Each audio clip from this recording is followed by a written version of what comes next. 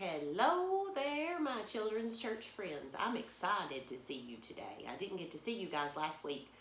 I didn't put up a Sunday lesson, it being Easter and all that, but we're back this Sunday and we're super excited.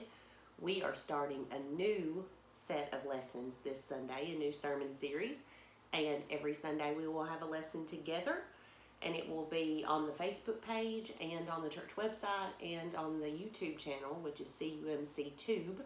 Every Sunday, Miss Nicole will do her very best, as long as the internet cooperates, to have it up by 9:30 every morning, so you can watch it in the morning on Sunday morning like you normally would, or it'll be up all week long.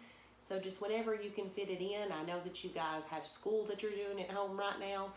Got lots of things going on. So if you can't make it and watch children's church on Sunday morning, that's okay. Sometimes Miss Nicole doesn't get to do regular church on Sunday mornings right now. So just anytime during the week. But today we get to start a really cool new lesson set. And our last one, we had a list of things that we were learning about. And that list was 5 things long, 5 spiritual practices. This list is a little longer. It is a list of 10 things that we're going to talk about, not just things, but very special words from God. Anybody want to guess what it is? I mean, 10 something in the Bible having to do with God. The 10 commandments, that's right. Now, before we start talking about what the commandments are and what they mean, I have a question for you. Raise your hand if you like rules. Do you like rules? You like list of things you can't do? Like being told don't do that? Raise your hand up big if you do. Did you raise your hand? Miss Nicole did. She didn't raise her hand at all. I don't like rules. Shh. I know I tell you to do a lot of things and it probably seems like I do, but I really don't like them at all. But in order to understand why these commandments, these rules are important, you need to know that they come from a place of love from God. God is our Heavenly Father, and He loves us just like, our parents do when they take care of us, or actually our parents love us like God does. Got that a little bit backwards. But when your parents tell you not to do something, it's not because they're trying to be mean or not let you have fun. When your parents say, stop running in the house, they're not saying, I don't want you to have fun playing. They're saying, I love you and I want you to be safe and not get hurt. And if you keep doing that, you're going to end up getting hurt. You're going to end up getting injured. When they say, no, you can't eat the entire basket of Easter candy in one sitting. You can only have one piece, and then you have to eat the supper that I made for you. It's not them saying, no, I want to ruin your fun and not let you have the yummy, tasty treats. It's them saying, all of that isn't good for you. It's not good for your body. It's not good for your health. It'll probably make you feel kind of sick.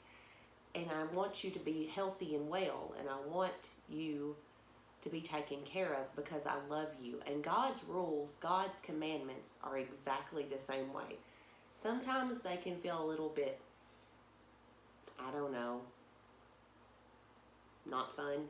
Kind of stops us from doing some things that we think we might enjoy doing. But the purpose of them is to keep us on the right track, to keep our focus and our hearts where they should be. That way we are being the people God has called us to be. And like we said, we all know that there's 10 of them. Now, another thing that's important to know, God sent a man up onto the mountain, and when that man was up there, God carved all of these rules, these commandments, into stone.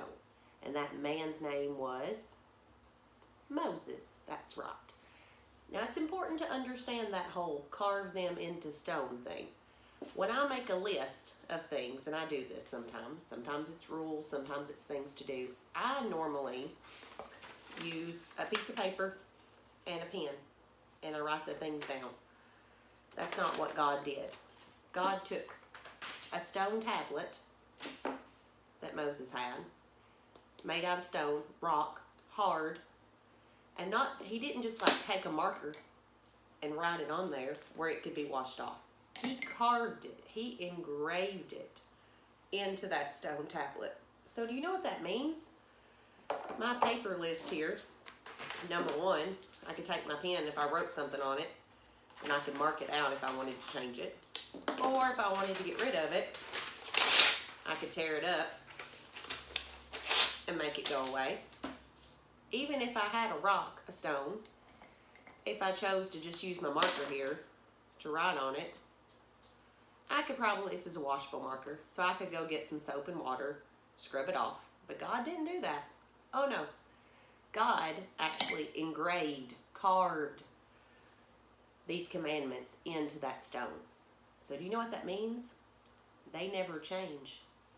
They never stop. They never go away. They are words and commandments that we have for life. And it's a blessing. Not just life, as in our life, but as in for all eternity. So these are words that God carved into stone. So let's look at the first one. What's our first commandment? Does anybody know? Some of you might already know these. I would be quite impressed to see how many of you actually do, because I know how smart you guys are. Now these are found in the book of Exodus, and Exodus is in what? The Old or the New Testament? Old. That's right, in the Old Testament. They are in the book of Exodus, and they are in chapter 20, starting with verse 1. And we're going to read verses 1 through 3.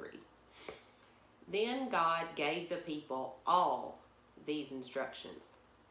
I am the Lord your God, who rescued you from the land of Egypt, the place of your slavery. And this is the first one. You must not have any other God but me. And this is the word of God for the children of God. Thanks be to God. So you may be thinking, well, of course I don't have any other God before God. I mean, God's God, right? It's not really what he meant. Guess what? God made it a little more detailed and complicated, because you know, God's God. He's like that. So I want you to do something for me. Grab a few things. It doesn't matter number. And they can be blocks, they can be Legos, they can be just books, whatever. I'm not picky. And we're going to make a tower of our favorite things. And I have 10, and I may do all 10, I may not, we'll see. So let's start. Just my favorite things, my favorite peoples, my favorite hobbies, just my favorite things. Well, so first one, I like money. I do. I like having money. I like being able to pay my bills. I like being able to shop, things like that. I like money. Let's see here. I also like my best friend Cheryl. Hi Cheryl, if you're watching this. I love you so much, and I'll be glad when I get to see you again. I like church. I like church a lot. I like tacos. Definitely tacos. Never forget the tacos. I like naps. Like sleeping. They're my favorite things. I like exercise. Never thought I'd say that one, but I do. I enjoy exercise. I like TV. Like TV a lot. It's good stuff. Like the TV. I like laughing. Love laughing. One of my favorite things. Probably way near the top of my list. I like coffee. You guys knew Miss Nicole was going to sneak that in there somewhere. And I like my children.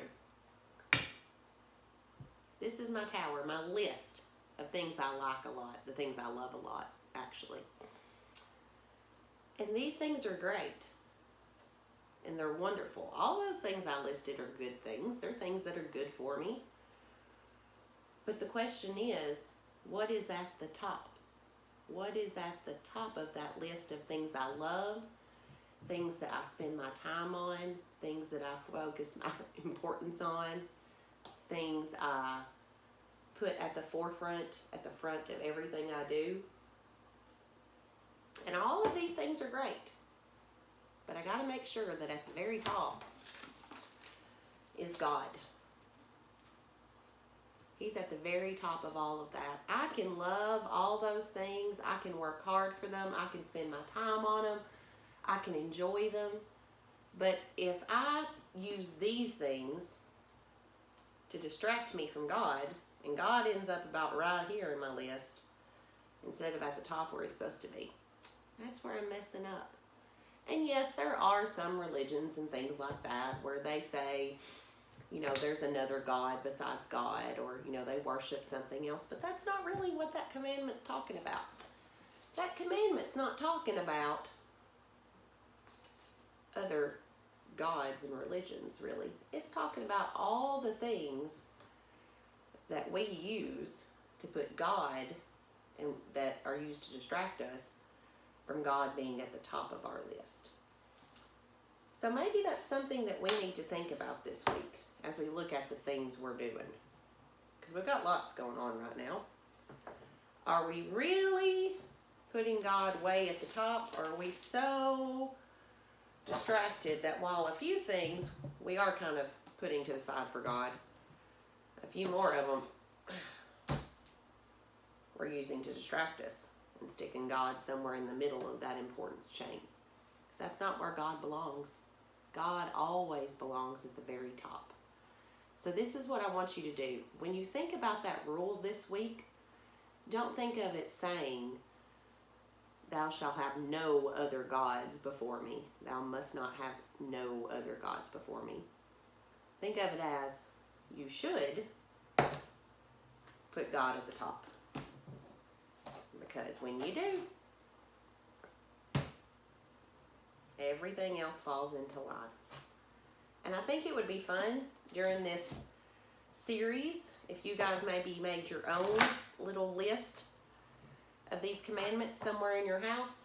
Maybe you've got a poster board laying around like these ones where you can draw a tablet and you can write what commandment we're on each week. Take time to try to remember them, because I almost bet by the time we get to the end of this, you guys will have memorized every single one of them. So number one is what?